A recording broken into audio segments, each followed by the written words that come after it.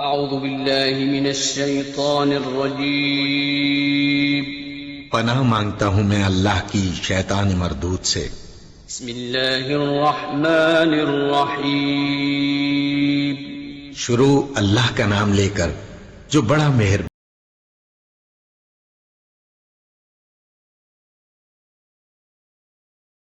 बिस्मिल्लाहिर्रहमानिर्रहीम।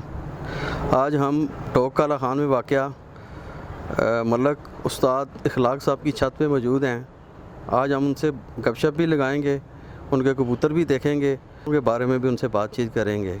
तो सबसे पहले मैं आपको उनकी छत दिखाता हूँ।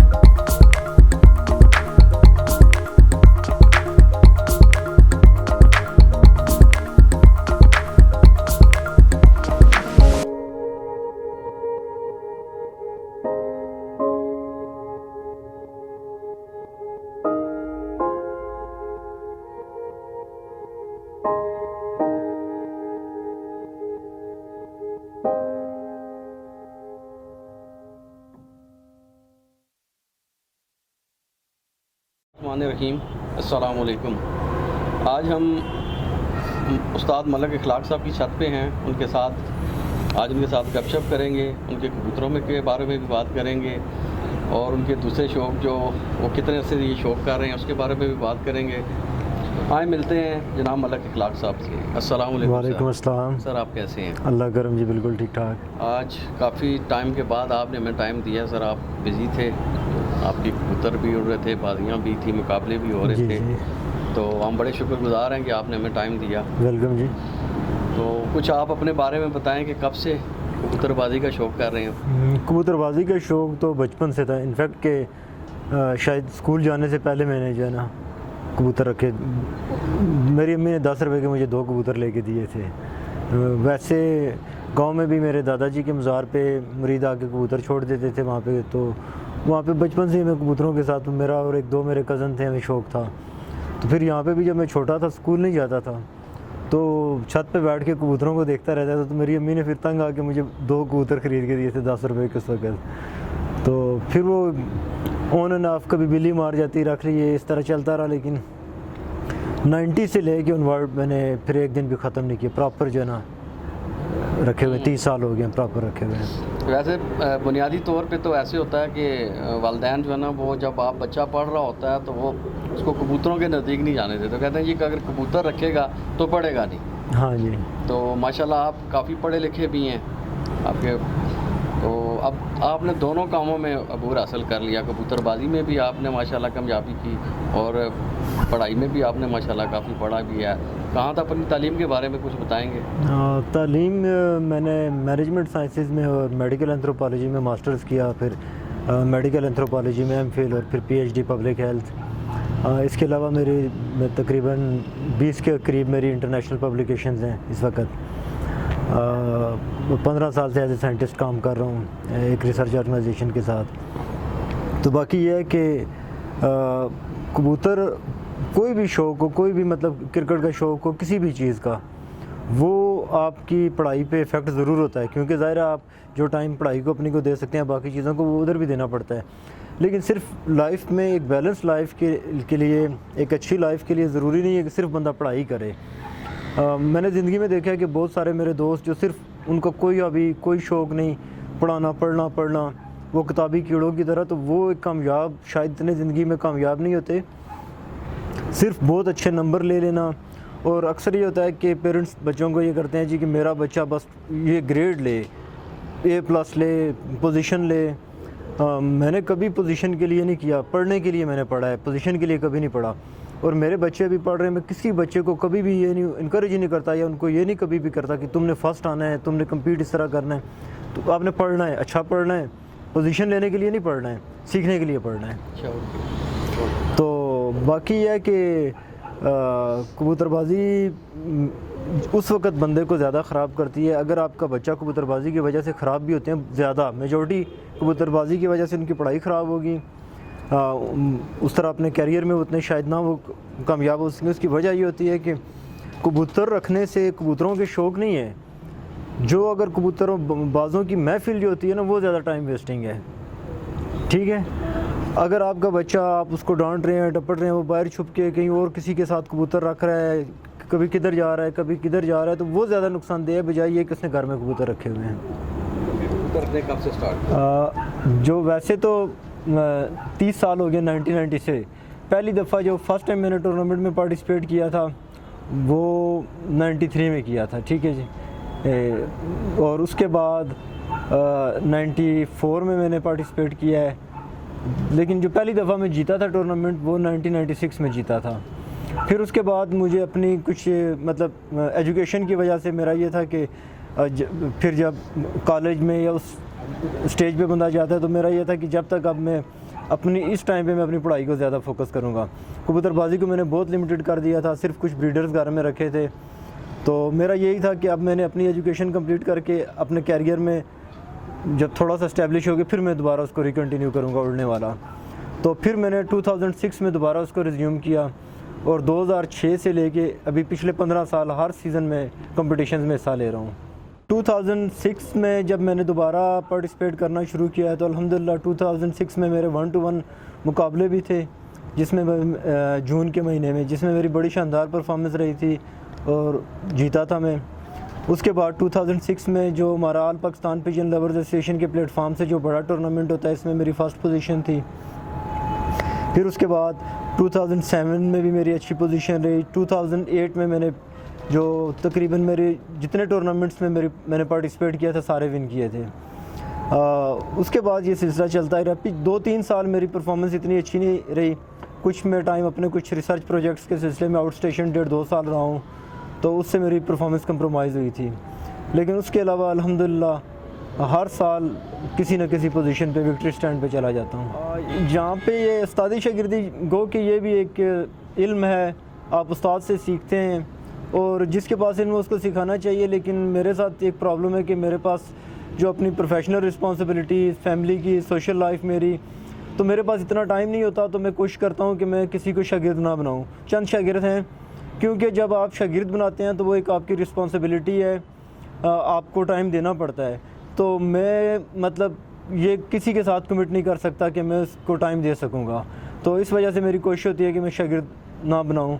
जो चंद शागिर्द हैं, बाकी वो भी मैं उनको शायद उस तरह से टाइम नहीं दे सकता। कुछ लोग किसी काम में जब आते हैं तो बहुत मेहनत करनी पड़ती है, लेकिन कुछ लोग ऐसे होते हैं कि वो आया और छा गया। तो आपके साथ क्या हुआ?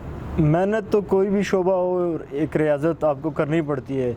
लेकिन अगर किसी कामिल रहनुमा की, किसी कामिल रहबर की आपको रहनुमाई हासिल हो, अल्लाह ताला का करम हो, आपके माँ बाप की दुआएं हों, तो आपकी मंजिलें आसान हो जाती हैं। तो मुझ पे शायद इस शौक़ के वाले से बड़ा अल्लाह ताला का खुसूसी करम रहा है कि जब मैंने 2006 से जब प्रॉपर शौक़ करना शुरू किया, तो अल्हम्दुलिल्लाह फ़र्स्ट टाइम जब मैंने पार्टिसिपेट किया तो फ़र्स्ट टाइम ही मैं जीत गया। और मतलब स्टार्ट ही मेरा एक टॉप परफॉर्मेंस से हुआ। और शायद ये मेरे जो उस्ताद मोहतरम थे, उस्ताद मोहम्मद शरीफ मरूम, उनकी रहनुमाई और अल्लाह ताला का खुसूसी करम था, मेरे माँ बाप की दुआएं, और मुझे बहुत सारे लोगों की ना बहुत ज़्यादा दुआएं हासिल हैं। इवन मेरे जो पड़ोस में जो लोग हैं, मेरे जानने वाले जिनको कबूतरबाजी से शौक़ नहीं भी है, वो जब मेरा अक्सर जब कंपटीशन होता है तो हर बंदा मुझसे मोहल्ले का पूछ रहा होता है और सबको पता होता है और सब मुझे उनकी नेक ख्वाहिशात मेरे साथ होती हैं। और बहुत सारे इस शहर में मेरे दोस्त, मेरी पार्टी के लोग, मेरे अहबाब ऐसे हैं जिनकी नेक तमन्नाएँ, उनकी दुआएं मेरे साथ हैं। इखलाक भाई, अपने इनामात के बारे में बताएँ। इनामात उसमें बड़ा अल्लाह का करम रहा है कि मुझे याद भी नहीं है कितने इनामात जीते हैं। पिछले 15 सालों में बेशुमार इनामात जीते हैं। तकरीबन 40 से ज़्यादा तो सिर्फ मैंने मोटर बाइक्स जीते होंगे इन 15 सालों में। तो बड़ा वो अल्लाह का करम रहा है। खुशी है, मोटरसाइकिल है, टीवी है, फ्रिज है, मुख्तलिफ इनामात होते हैं। ट्रॉफ़ी उसके साथ वैसे दी जाती है, तो एक टाइटल जो होता है, ट्रॉफ़ी या शील्ड दी जाती है। यूसुफ खान साहब के साथ मैंने आपके पास देखी है, वो तस्वीर आपने अंदर देखी होगी। एक्चुअली हमारे भाई थे उस्ताद मलिक आबद मरूम, यहाँ पे डोकला ख़ान से जिनका ताल्लुक़ था। तो बहुत अच्छा वो शो करते थे और यहाँ पे बड़े अच्छे वो कबूतर भी लेके आए हैं, यहाँ पे उन्होंने इंट्रोड्यूस करवाए।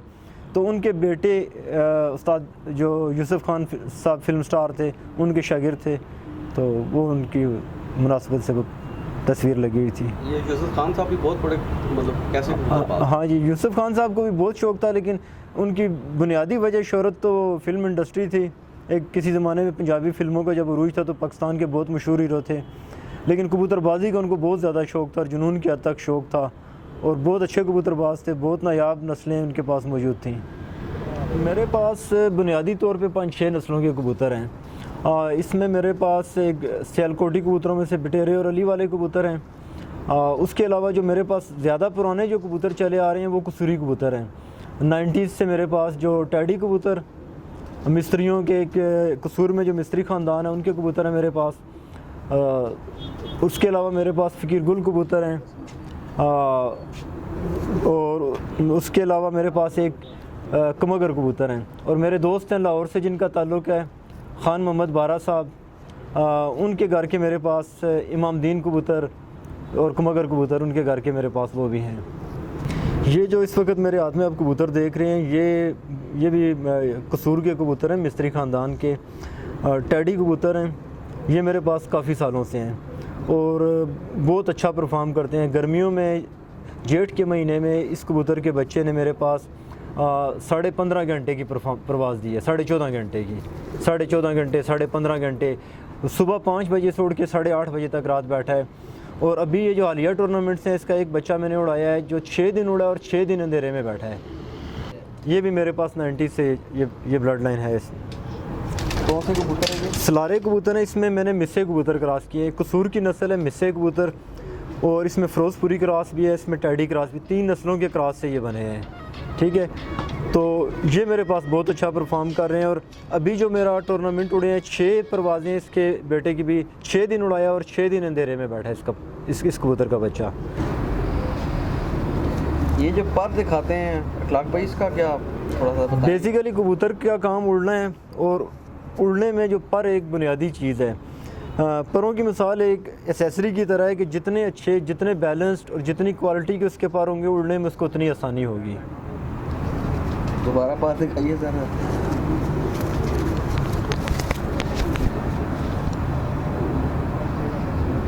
देखा उसने, ये फ़कीर गुल कबूतर है। फ़कीर गुल, हाँ जी, ये कराची की नस्ल है। ये कराची से ही ये कबूतर फेमस हुए, और कई दाइयों से ये कराची में ये नस्ल जो है ना, इसने अपना लोहा मनवाया है।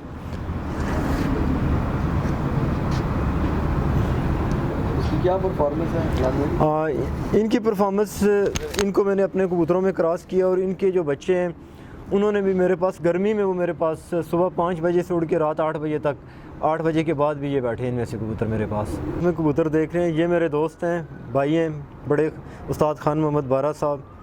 ये उनके घर की ब्रीड है, 6 नंबर कबूतर हैं। तो ये माशाल्लाह ये भी बहुत आउटस्टैंडिंग परफॉर्मर हैं। इसके आपको पर दिखाऊं, 6 साल मुतवातर उड़ा है, और 6 साल में बेशुमार मरतबा ये कबूतर रात को अंधेरे में आके बैठा है। और ये मैक्सिमम जो इसकी प्रवास थी एक टूर्नामेंट में, ये टाइम के बाद 9:15 बजे रात को बैठा था ये कबूतर।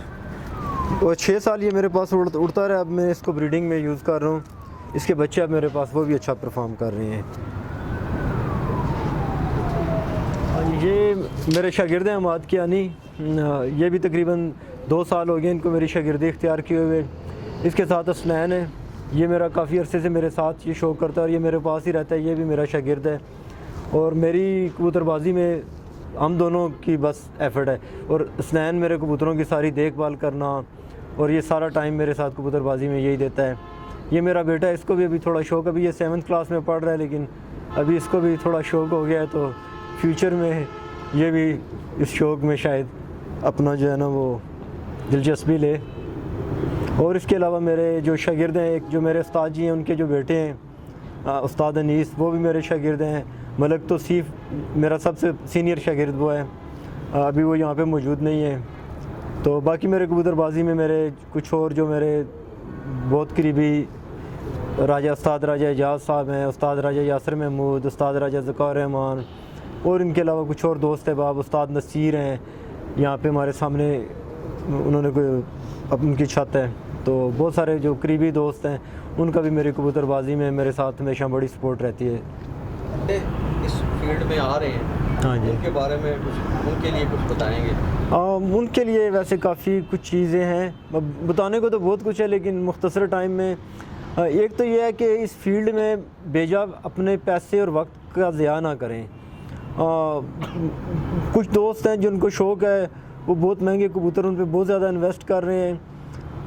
कोशिश करें कि आपको किसी बेहतर बंदे की रहनुमाई मिले, और सबसे पहले जो आपकी जो अपनी बुनियादी ज़िम्मेदारियाँ हैं, अपनी फैमिली, अपनी बाकी जो आपकी रिस्पॉन्सिबिलिटीज़ हैं, वो ज़्यादा अहमियत रखती हैं। ये एक मशगला है। मशगला ये होता है कि ये फ़रागत का टाइम आपका जो है उसके लिए है, ना ये कि ये आपकी ज़िंदगी का जो है ना महवर नहीं होना चाहिए। बाकी आपकी जो बुनियादी ज़िम्मेदारियाँ उनको आप पूरा करें, और उसके बाद जो टाइम, जो रिसोर्सेज बचें, अपने बच्चों का अपने शौक़ पे ज़ाया ना करें। बाकी ये है कि जो आपके नसीब में है वो कोई ले नहीं सकता, जो आपके नसीब में नहीं वो कोई दे नहीं सकता। जिसके लिए अल्लाह ताला दरवाज़े खोल दें, सारी दुनिया मिल के उसके लिए बंद नहीं कर सकती, और जिसके दरवाज़े अल्लाह ताला ना खोलें, सारी दुनिया उसके साथ भी हो तो उसके लिए कुछ नहीं हो सकता। तो बस खुले दिल से शौक़ करें, मोहब्बत का शौक़ है, और एक दूसरे को बर्दाश्त करें, दूसरे को अप्रिशिएट करें, दूसरे को और अपने शौक़ को बेहतर करें, ईमानदारी के साथ अपना शौक़ करें। यही मेरा पैगाम है सब भाइयों के लिए।